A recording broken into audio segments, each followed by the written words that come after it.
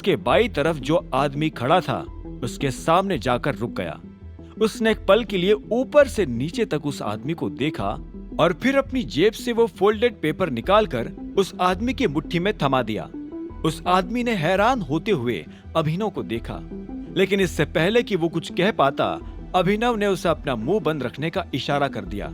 हाँ ठीक है, कल शाम को वही मिलेंगे, ठीक है? उधर अरबाज ने देवेंद्र से कहा और फोन काट दिया। इसके बाद वो पलटकर अभिनव की तरफ देखने लगा। अभिनव भी पहले से उसे देख रहा था। अरबाज ने मुस्कुराते हुए कहा, डन। ये सुनकर अभिनव भी मुस्कुराया और बोला, गुड, अब हम बाद में मिलेंगे। और इतना कहते ही अभिनव कमरे से बाहर निकल आया। उसके पीछे उसके आदमी भी निकल गए थे। डॉन इतने सारे लोगों के लिए पहले ही 3 गाड़ियां ज्यादा लेकर आया था। वो सभी गाड़ियों में बैठे और अभिनव की गाड़ी के पीछे पीछे चलने लगे। कुछ देर बाद अभिनव ने एक सुनसान जगह पर अपनी गाड़ी रोकी और बाहर निकल आया। वो थोड़ा सा चिढ़ा हुआ था और ये बात उसकी शक्ल देखकर साफ समझ में आ रही थी। बाकी गाड़ियां भी अभिनव की गाड़ी के पीछे आकर रुकी और सब लोग धड़ाधड़ गाड़ी से बाहर निकल आए। अभिनव ने पलटकर डॉन को देखा और बोला, इन सब से कहो कि वापस चले जाए, मुझे तुमसे और रंजन से अकेले में कुछ बात करनी है। अभिनव की आवाज काफी भारी हो गई थी। डॉन उसकी आवाज सुनते ही समझ गया था कि अभिनव नाराज है। ऐसा नहीं था कि डॉन पहली बार अभिनव को गुस्से में देख रहा था, इसीलिए उसे उसका मूड पहचानने में ज्यादा देर नहीं लगी। उसने अपने आदमियों को जाने का इशारा किया। आदमी जिस तरह से गाड़ी से उतरे थे उसी तरह फिर से गाड़ी में बैठे और वहां से निकल गए। उनके जाने के बाद अभिनव रंजन की तरफ पलटा और बोला, तुमने ऐसा क्यों कहा? मैंने कहा था ना कि चाहे जो कुछ भी हो जाए लेकिन अपना मुंह बंद रखना। अभिनव के मुंह से यह बात सुनते ही रंजन कांप उठा और बोला, मुझे माफ कर दो बॉस, मैं आपको नाराज नहीं करना चाहता था। इतने में डॉन बीच में आया और बोला, बॉस, इसे ऐसा करने के लिए मैंने ही कहा था। यह सुनते ही अभिनव डॉन की तरफ पलट गया। अभिनव को देखकर ऐसा लग रहा था कि उसे अपने कानों पर विश्वास नहीं हो रहा था। अभिनव को गुस्सा आया और उसने डॉन के मुंह पर एक जोरदार मुक्का जड़ दिया। हालांकि अभिनव को गुस्से में भी यह ध्यान था कि डॉन को बहुत ज्यादा चोट ना लगे। डॉन मुक्का खाने के बाद बोला, बॉस, मुझे माफ कर देना, लेकिन मैंने जो कहा उसके लिए मैं आपसे माफी नहीं मांगूंगा।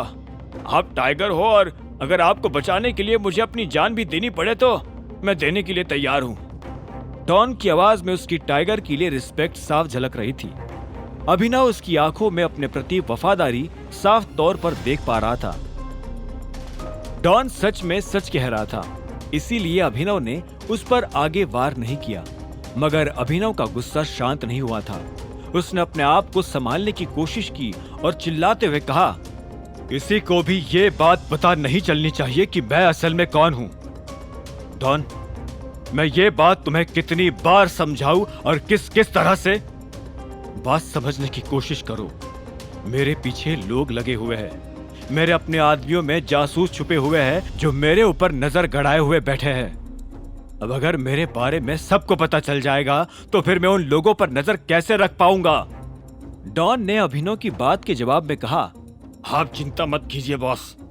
जब तक आपके करीब ऐसे लोग हैं जिन पर आप आंख बंद करके भरोसा कर सकते हैं, तब तक कोई जासूस आपका कुछ नहीं बिगाड़ सकता। उन सब को तो हम आज नहीं तो कल पकड़ ही लेंगे और मैं और रंजन मरते दम तक आपका साथ देंगे। हाँ बॉस, डॉन सही कह रहा है, हम आपके लिए कुछ भी कर सकते हैं, कुछ भी।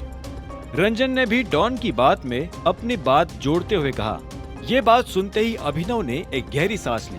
वो जानता था कि सिर्फ भरोसेमंद आदमियों के भरोसे ही वो जासूसों को नहीं पकड़ सकता था। उसने अपने सामने खड़े उन दोनों लोगों को एक पल के लिए देखा और फिर उनके करीब आकर बोला, ये लास्ट वार्निंग है डॉन। मेरी परमिशन के बिना तुम मेरी पहचान के बारे में किसी को कुछ नहीं बताओगे, ठीक है? डॉन ने एक पल के लिए अभिनव को सख्त आंखों के साथ देखा और आखिर में धीरे से अपना सिर हाँ में हिलाते हुए बोला, जैसा आप कहे बॉस। ये कहानी जानने के लिए देखें अगला एपिसोड सिर्फ पॉकेट एफएम के यूट्यूब चैनल पर। और द रिटर्न ऑफ टाइगर के सारे एपिसोड्स को सुनने के लिए डिस्क्रिप्शन में दी लिंक से डाउनलोड करें पॉकेट FM ऐप।